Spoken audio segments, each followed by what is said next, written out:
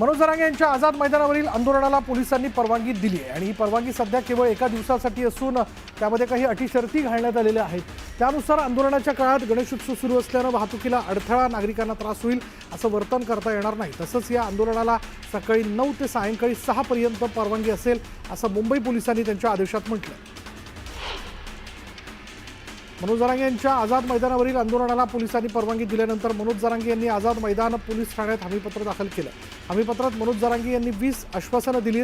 जरांगे यांच्या स्वाक्षरीनं त्यांच्या प्रतिनिधींनी हमीपत्र सादर केलं। अंतरवालीहून मनोज जरांगे पाटील मुंबईकडे निघालेले त्यांचा ताफा जालन्यातील शहागड फाटा इथल्या खुटा चौकात पोहोचला। यावेळी त्यांचं जंगी स्वागत करण्यात आलं। शेकडो मराठा आंदोलकांनी जरांगेंचं जंगी स्वागत केलं तर कारच्या छतावर बसून जरांगेंनी चलो मुंबईचा नारा दिला। जरांगे आणि मराठा आंदोलकांचा पहिला मुक्काम छत्रपती शिवाजी महाराजांची जन्मभूमी असलेल्या किल्ले शिवनेरीच्या पायथ्याशी असलेल्या जुन्नरमध्ये आणि यावेळी जरांगेंचं शिवजन्मभूमीत जंगी स्वागत करण्यात येणार आहे। त्यानंतर जुन्नर, राजगुरुनगर, खेड, चाकण, तळेगाव, लोणावळा, पनवेल, वाशी आणि चेंबूर असा प्रवास करत हा मराठा मोर्चा 28 ऑगस्ट रोजी मुंबईतील आझाद मैदानात पोहोचणार आहे। जुन्नरमध्ये मराठा बांधवांसाठी जेवणाची तयारी करण्यात आली आहे। आंदोलक मुंबईकडे जात असताना त्यांच्या खाण्याची सोय म्हणून जुन्नरमधील गावागावातून कोरडा शिधा जमा करण्यात आला। सोलापूरच्या बार्शीतून एक मराठा आंदोलक गणपतीची मूर्ती सोबत घेऊन मुंबईकडे रवाना झाले।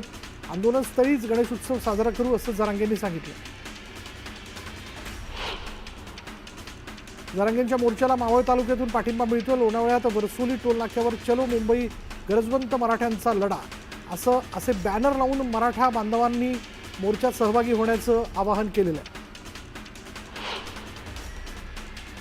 मनोज जरांगेंच्या आंदोलनाला दिवंगत महादेव मुंडेंच्या पत्नी ज्ञानेश्वरी मुंडेंनी पाठिंबा दिला। मनोज जरांगे पाटील लोकशाही आणि शांततेच्या मार्गाने लढा देत आहेत, त्यामुळे सर्वांनी त्यांच्या आरक्षण लढ्याला पाठिंबा दिला पाहिजे असं आवाहनही ज्ञानेश्वरी मुंडेंनी केलं। न्यायालयाने परवानगी दिली नव्हती तरी मुंबई पोलिसांनी नियम अटींसह जरांगेंना परवानगी दिली। त्याचं जरांगेंनी पालन करावं असा सल्ला ओबीसी नेते लक्ष्मण हाकेंनी दिलाय। बेकायदेशीर मागणीसाठी जरांगेंनी गणेशोत्सवात षडयंत्र रचलं असा टोला हाकेंनी लगावला। राज्याच्या 12 कोटी लोकसंख्येपैकी 12 ते 15% मराठा समाज आहे आणि त्यापैकी 5% मराठा बांधव आंदोलनात सहभागी होतील। जरांगे सरकारला वेठीस धरण्याचा प्रयत्न करत असल्याचा आरोप नवनाथ वाघमारे यांनी केला। दंगली घडवण्याचं षडयंत्र असल्याचा आरोपही ओबीसी नेते वाघमारे यांनी केला। मंत्री राधाकृष्ण विखे पाटलांनी रावसाहेब दानवेंची भेट घेतली। शिर्डीतील शासकीय विश्रामगृहात दोघांमध्ये चर्चा झाली। मनोज जरांगे पाटलांनी भेटण्याची आणि चर्चेची भूमिका मांडली तर आम्ही नक्की विचार करू असं राधाकृष्ण विखे पाटलांनी स्पष्ट केलं। रावसाहेब दानवेंसोबतची भेट वैयक्तिक भेट होती। दानवे व्यक्तिगत कामासाठी आले होते अशी माहिती विखे पाटलांनी दिली।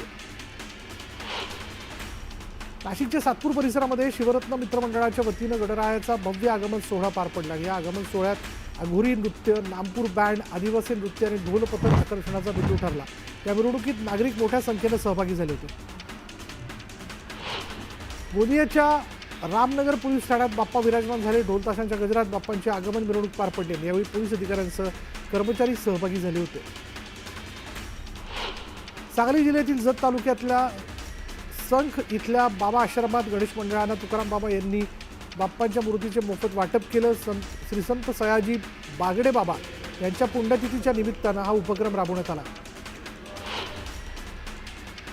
कोल्हापूरच्या राजारामपुरीतील गणेश आगमन मिरवणुकीत झगमगाट पाहायला मिळाला। मिरवणुकीचे ड्रोन दृश्य न्यूज 18 लोकमतवरती आपण बघतोय।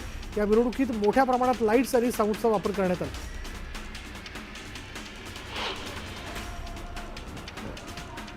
श्रीमंत दगडूशेठ हलवाई गणपती बाप्पाच्या दर्शनाला पहिल्याच दिवशी गणेश भक्तांनी मोठी गर्दी केली। हजारो भाविक बाप्पांच्या चरणी लीन झाले। बारामती गणेश फेस्टिवलचं उद्घाटन उपमुख्यमंत्री अजित पवार यांच्या हस्ते पार पडलं आणि यावेळी खासदार सुनेत्रा पवार ही उपस्थित होत्या। कला आणि गुणांचा अनोखा संघ म्हणजे गणेशोत्सव अशी भावना अजित पवार यांनी व्यक्त केली। गणेशोत्सव काळात कोणालाही त्रास होऊ नये याची सर्वांनी काळजी घ्यावी असं आवाहनही त्यांनी केलं। मुख्यमंत्री देवेंद्र फडणवीसांनी भाजप आमदार निरंजन डावखरे यांच्या ठाण्यातील निवासस्थानी जाऊन गणरायाचं दर्शन घेतलं। यावेळी मुख्यमंत्री फडणवीसांनी मनोभावे प्रार्थना केली। बदलापूर पश्चिमेच्या मिर्झनकर परिवाराने यावेळी एक अनोखी संकल्पना आपल्या गणपतीच्या सजावटीमध्ये साकारली आहे। या परिवाराने जम्मू काश्मीरमधील चिनाब रेल्वे पुलाची प्रतिकृती आपल्या घरगुती गणपती देखाव्यामध्ये सादर केली। अत्यंत सुबक पद्धतीने त्यांनी हा देखावा सादर केला। मुंबईतल्या दादरमधील छोट्या बालकाने अनोख्या पद्धतीने गणपतीची पूजा केली। आपल्या लाडक्या बाप्पासाठी त्याने खास आरास केली आहे। बाप्पाच्या भक्तीत हा चिमुकला तल्लीन होऊन बाप्पांची आरती करतो।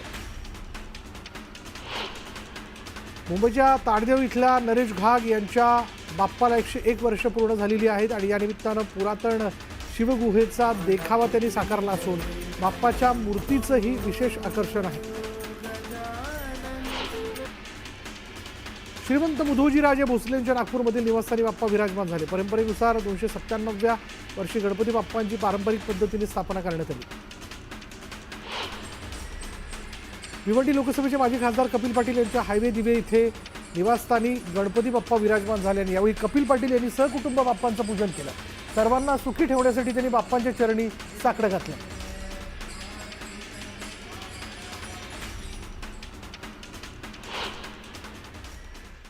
आता बघूयात राज्यात गणरायाचं आगमन झालंय। कोकणासह राज्यभरात गणेशोत्सवाचा उत्साह शिगेला पोहोचलाय।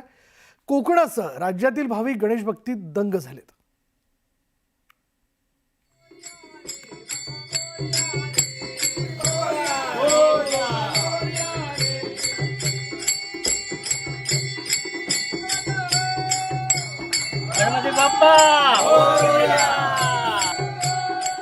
गणपती बाप्पा मोरया, मंगलमूर्ती मोरयाच्या जयघोषात घरोघरी गणरायाचं आगमन झालंय।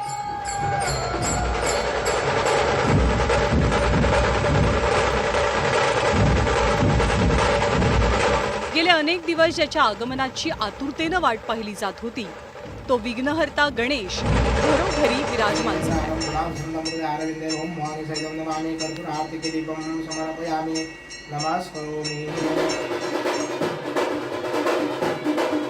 कोकणात तर गणेशोत्सवाचा थाट काही निराळाच आहे।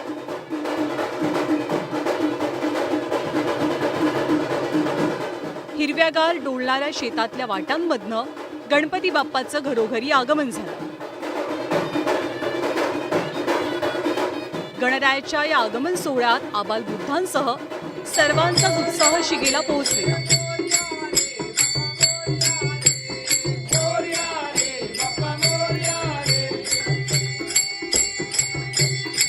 गणरायाचं आगमन होताच घरोघरी गणपतीची प्रतिष्ठापना झाली आणि त्यानंतर आरतीच्या वेळी गणेश भक्त बाप्पाच्या भक्तीत तल्लीन झाले।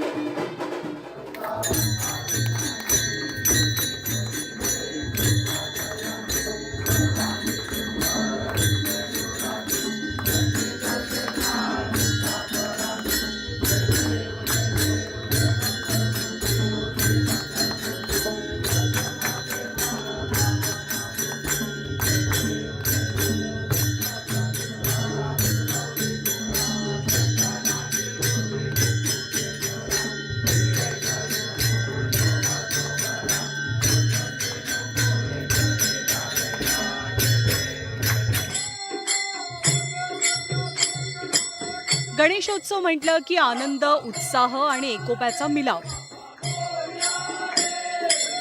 कोकणातल्या अनेक गावांमध्ये गणरायासमोर सामूहिक आरती करत एकता, बंधुभाव आणि सामाजिक सौहार्दाचा संदेशही दिला जातो। वर्षानुवर्ष म्हणजे आमच्या पूर्वीपासून आम्ही ह्या गणपतीची आरती असो, नाच, खेळ, गाणे जे असो, हे आम्ही संपूर्ण भावकी किंवा वाडीतील सर्व रहिवासी एकत्र येऊन हे एकोप्याने अखंड रात्रभर ह्या गणपतीचा आनंद लुटत असतो। प्रत्येक वर्षाला आमची पिढ्यानपिढ्या अशी परंपरा आहे की प्रत्येक घरोघर जाऊन आम्ही श्री गणेशाच्या आरती घेऊन हाऊसमौज करतो। सर्व ठिकाणी आनंदाने आरत्या होतात। एका गोळामेळाने सर्व आम्ही आरत्या घेतो। श्री गणेशाय नमः। कोकणासह संपूर्ण राज्यात गणेशोत्सवाचा उत्साह दिसलाय। घरोघरी गणरायाची प्रतिष्ठापना झाली। लाडक्या गणरायाचं स्वागत करताना सगळ्यांचाच उत्साह ओसंडून वाहतोय। काळानुरूप सणांमध्ये बदल जरी झाले तरी अनेक ठिकाणी रूढी, प्रथा, परंपरा आजही नेटानं जोपासल्या जातात। केवळ घराघरातच नाही तर राज्यभरात अनेक ठिकाणी सार्वजनिक मंडळात गणेश बाप्पा विराजमान झाले.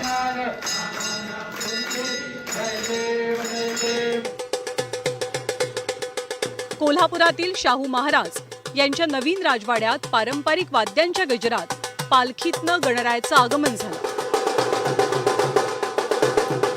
खासदार शाहू महाराज छत्रपती, माजी खासदार संभाजीराजे छत्रपती यांच्या हस्ते वाड्यातल्या गणेश मूर्तीचं पूजन झालं.